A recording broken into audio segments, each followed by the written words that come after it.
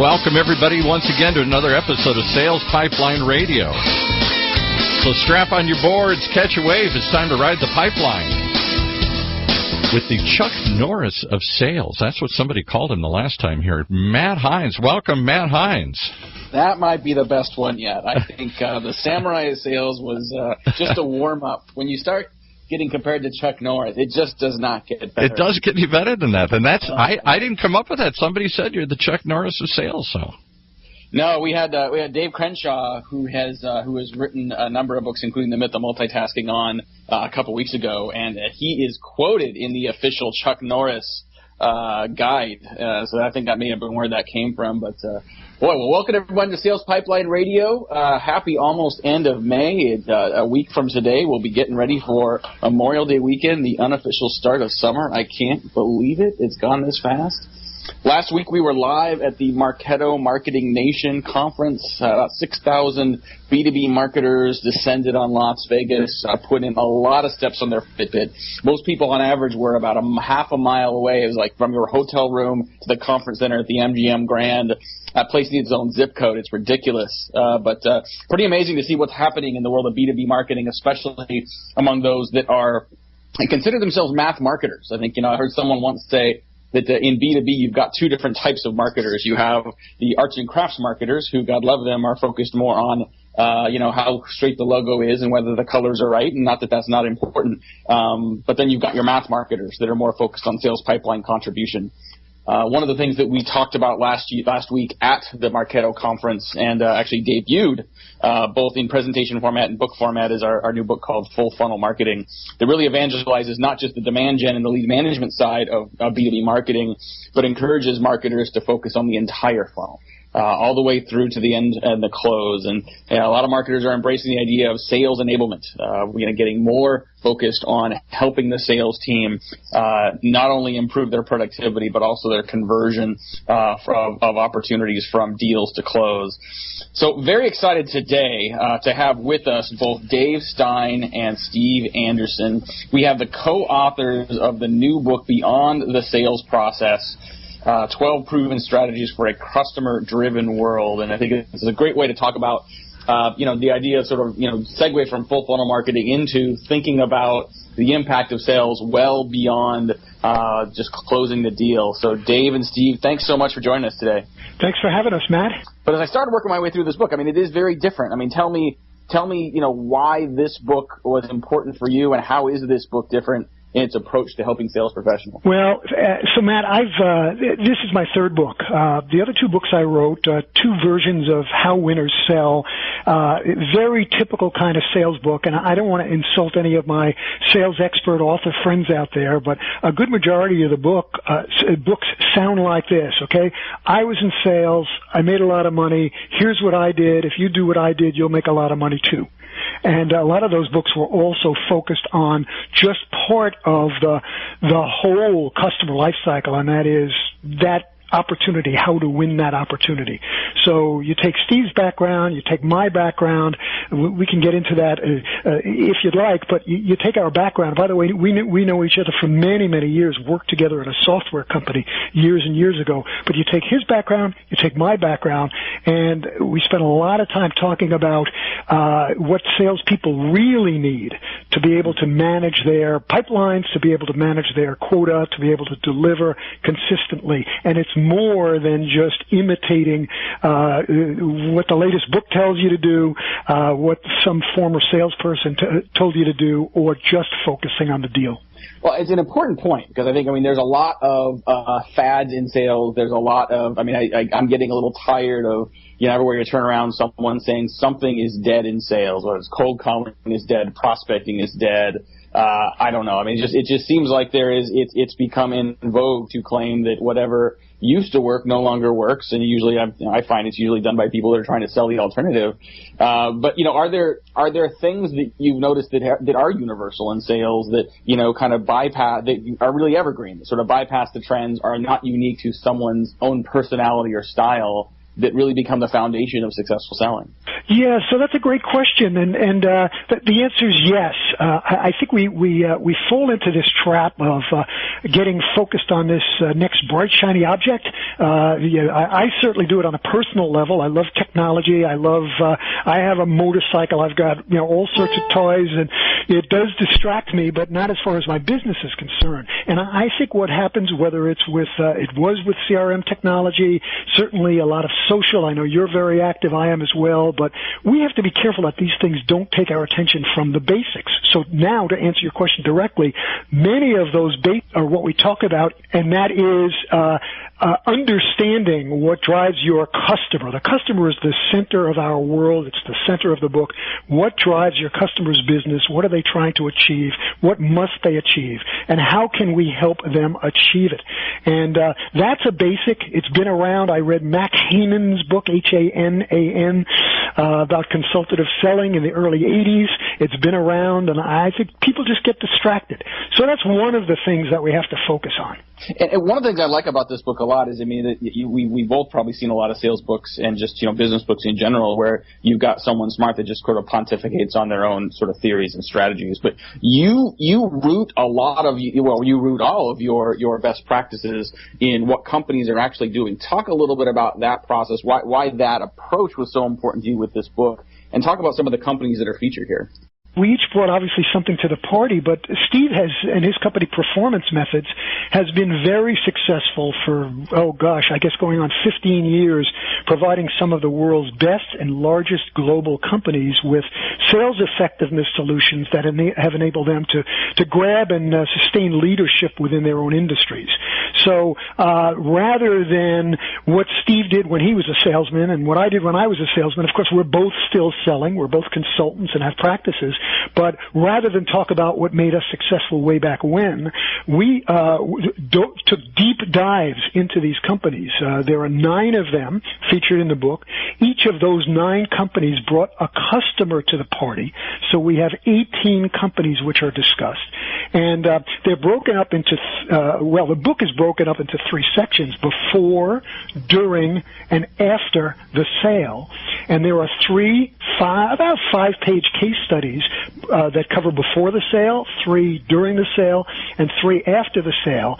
And here's the important point. Each of these companies shared with us, the authors, what enabled them and enables them to sustain mutually beneficial long-term relationships with their customers.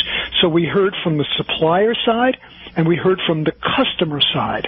And we're talking about the highest levels of some of these companies, all the way up to the CEO level in several of them. So, this is not a broad, wide marketing study of 20,000 salespeople, yada, yada. We got into these companies. We found out what makes them successful from a selling perspective, from a customer care, customer focus perspective, and had them tell us in their own words. So we think that's really different. We know it's very valuable because everybody who's read the book has told us how much insight they've gained from reading these case studies. We're talking to Dave Stein and eventually Steve Anderson, the co-authors of Beyond the Sales Process, 12 Proven Strategies for a Customer-Driven World. You can find the book on Amazon.com in a variety of formats. You can also check out the website BeyondTheSalesProcess.com. Dave, we hear the word success a lot, not just in the book, but also sort of we talk about customer success, we talk about sales success. What does this book do, and how does it address the idea of success that's different from some of the literature that's out there? Well, yeah. So, customer success, salesperson success, we want to be successful as sellers, as marketers. We want our customers to be successful, but we're never going to be successful unless they're successful first. Or rather, let me say, we're not going to be successful unless we are successful with our customers. So the book talks a lot about value, but more importantly, value co-creation. So collaborating with your customer, understanding what their needs and wants are, their drivers, very importantly, understanding about your customer's customer. So your customer is never going to be successful unless they're successful with their customer. So we have it's almost like a genealogy here, And so if all of that works, and if we do what we're supposed to do, and we're, vision value with our customer, deliver that value, roll that value out across the organization, use past proven value with that customer to sell the next division, to sell the next line of your product to them, the next bunch of services, whatever it happens to be, then the salesperson will be successful. And again, back to these case studies, the case studies prove it out. And, you take a look at what these companies say, what these executives say, all this stuff really works. We didn't invent it. We just captured it and delivered it up on a silver platter for salespeople and really all customer-facing people as well. Awesome. We've got Dave Stein, the co-author of Beyond the Sales Process, with us today. We're going to take a quick break. We'll be back to talk more about this book, more about the idea of long-term sales success, building relationships. We'll be right back. Sales Pipeline Radio. Whether you're producing a seminar series, users conference, lunch and learn, or exhibiting at a trade show, Validar has a solution. From capturing leads at trade shows to managing on-site registration, tracking session attendance, gathering information, and providing sponsors lead retrieval, we have a full suite of solutions for you. Since 2005, Validar has been turning corporate events and trade shows into better business. Call 888-784-2929 or visit us at validar.com. You are under the gun to generate revenue. You need your pipeline full with real deals to make your number. The Vanilla Group is the only firm that delivers tele-based lead generation programs exclusively for enterprise technology providers that get you there. The Vanilla Group achieves results 5 times higher than industry standards for outbound lead generation year after year. By utilizing their unique telesales 2.0 methodology, they make sure you're in front of the key influencers you need to be. They are an award-winning company and results are unsurpassed. The Vanilla Group supports tech firms from Fortune 500 companies to startups. To learn more, visit vanillagroup.com, spelled V-A-N-E-L-L-A group.com, or call 888-335-0340. That's 888-335-0340. Follow us on Twitter at Vanilla Group. Stephen just won't, his phone call won't go through, so we'll pick it back up with Matt and his one guest. Well, that is not a consolation prize at all. We're very excited to have Dave Stein here, who's the co-author of Beyond the Sales Process. If you want to listen again to our conversation with Dave or any of our past episodes, you can check us out at salespipelineradio.com.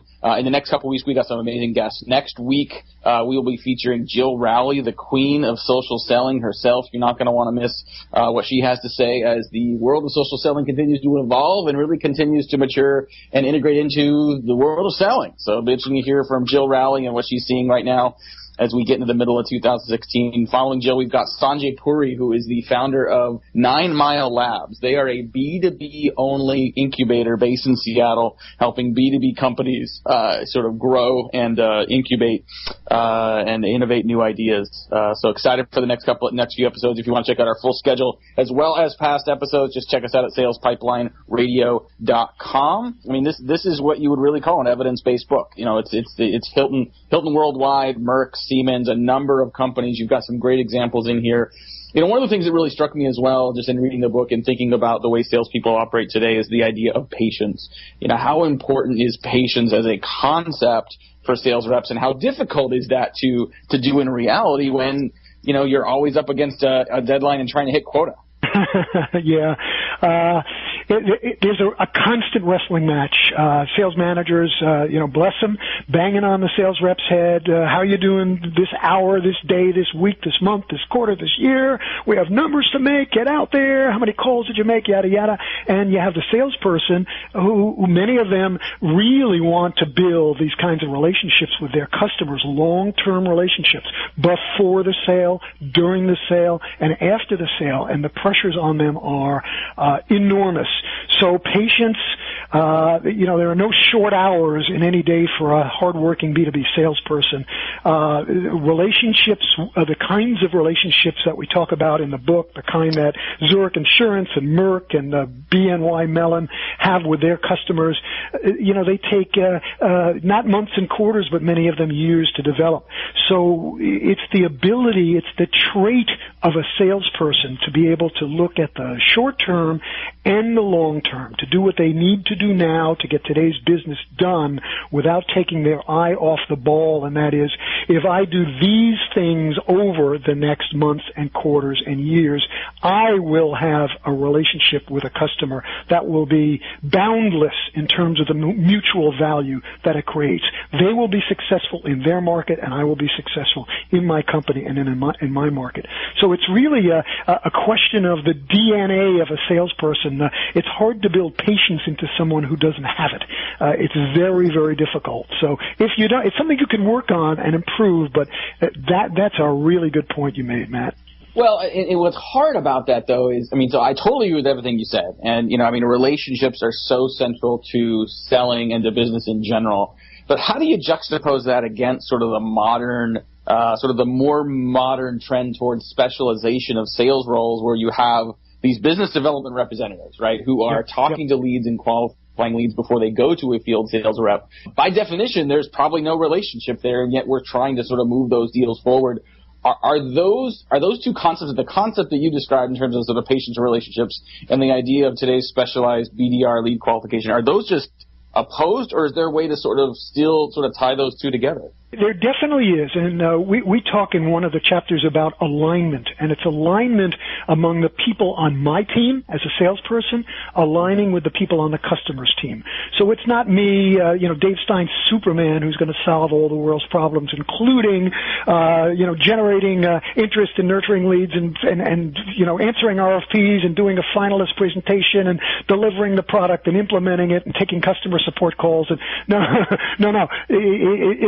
it's impossible and not even feasible. All of these different functions within an organization are required, and some companies do it better than others in terms of integrating them.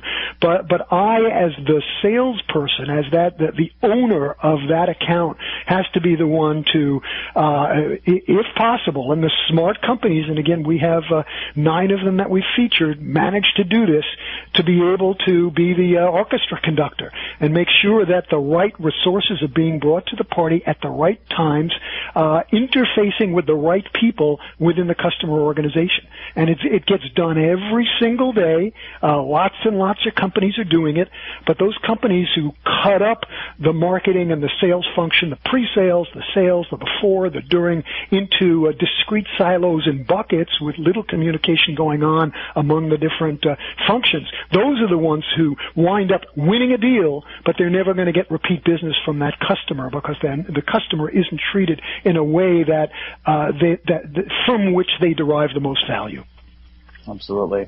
Definitely encourage everyone to check out the website beyondthesalesprocess.com. You can order the book there. You can learn more about our co-authors, Dave Stein and Steve Anderson, and check out a lot more information on the topics we're covering here today. So, Dave, what are the hiring and culture implications of this message? You kind of touched on that, or you kind of hinted on that a little bit in terms of talking about the specialized roles, but how does an organization, how do managers, how do leaders sort of encourage this approach across their entire sales team? I typically get a lot of people upset with me when I say this, but I'm going to say it anyway. Sales is not a team sport. And I've spoken at hundreds and hundreds of kickoff meetings, keynoted, as you have, Matt, as well. And, so many of them are sports-oriented. I understand about the team part, team building and all that, but sales is a business. And what Steve and I have known individually and together since we worked together decades ago is that if you treat sales like the business that it is, with business plans, with metrics, with learning, with reinforcement, with proper guidance and leadership and management and tools and processes, those teams that look at it like a business, almost like a research and development organization or the finance department, those sales organizations tend to be much more successful, their revenues are more predictable and more sustainable and higher than the organizations that run amok, run helter-skelter, where they're basically run and managed by the seat of their pants. So that's the cultural aspect to this thing. When we help companies hire, we look for that in sales candidates, a seriousness, looking at their business like a business and not like a sport. Yeah, no, I think it's a really good point, right? I mean, I think you want to sort of develop a culture where people care about each other and are supportive of each other. But I think you also have to be accountable for your own success in doing that. So before we run out of time here, I want to get your perspective or sort of get your advice on what else people should be reading. I think as good as this book is, there's a lot of other great authors out there. I'm sure that there's things you've been reading lately. Who are some of the other authors, or what are some of the other materials that you've been looking at lately that you think sales professionals, sales leaders should be paying attention to? Yeah, so there are three areas that I think salespeople, generally business to business, the ones that I've worked with over the years, where there are gaps, where there are shortages in their learning and their skills and their capabilities. Those three areas are financial selling, the ability to go up to a CFO of any size company that you're selling to and talk in very specific business terms about the impact that your solution, your product, your service is going to have on their business. That's number one. Number two is political selling. Okay, the ability to understand the politics within your customer's organization, to be able to understand who's in power, who influences the decision, who is able to indicate preference for you and your solution, and have that preference carry through ultimately into a decision in your favor. And the whole idea of understanding organizations, being able to map your company's resources against who best serves your customers, achieving what they need to achieve from a personal level, that's another area that's extremely important. Awesome. So what's coming up next? I know this has been a big launch for you over the last month or so, but what are you looking at in sort of the future of sales? What are some of the trends that you're seeing kind of in the rest of 2016 and beyond? I didn't fully answer your question. You asked for names. I want to tell you, selling to the C-suite, Steve Bistritz and Nick Reed, Charlie Green is just a wonder, an absolute wonder as far as his whole business about, not business, it sounded negative, wonderful stuff about being a trusted advisor. Also Mahan Khalsa, Kha LSA, and Randy Illig, those very, very smart guys as far as the customer life cycle. So I wanted to make sure I got a couple of those in. Of course, there are many, many more. What's coming up? Yeah, so, of course, we're promoting the book. We're not going to be on Oprah, regretfully, or any of the nighttime TV shows, but Steve and I are... Never know. Never know. We're going to be at SAMA next week. The Strategic Account Management Association is having their annual conference in Chicago, and we're presenting to I think 86 people. Pretty exciting for us. And it hasn't been formally announced yet, but I guess people will hear it here. I'm going to be associated with Steve's organization, Performance Methods.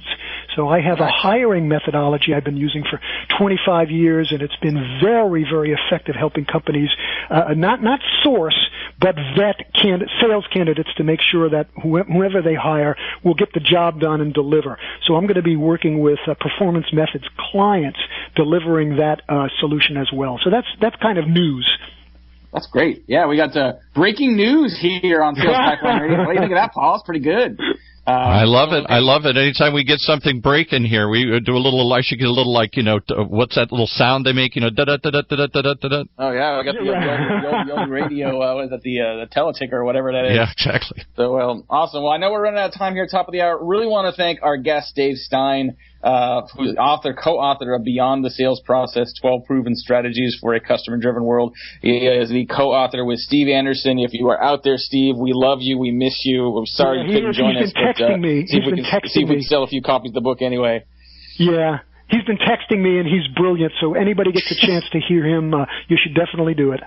We'll try to do it again some other episode of Sales Pipeline Radio. If you want to hear a replay of Dave's discussion today about Beyond the Sales Process, check it out at salespipelineradio.com, as well as all our past guests. Get a copy of the book. You can go to beyondthesalesprocess.com. If you'd like to read a transcript or share some of the highlights from today's episode, you'll see that shortly on HeinzMarketing.com. We'll make sure we highlight the other authors that Dave highlighted today. Look forward to seeing you next week. We got Jill Rowley, the queen of social selling. She'll be joining us on Sales Pipeline Radio. Got some great guests coming up into June and into the summer. It's going to be a lot of fun. But for now, thank you, Dave. Thank you, everyone, for listening. This has been Sales Pipeline Radio.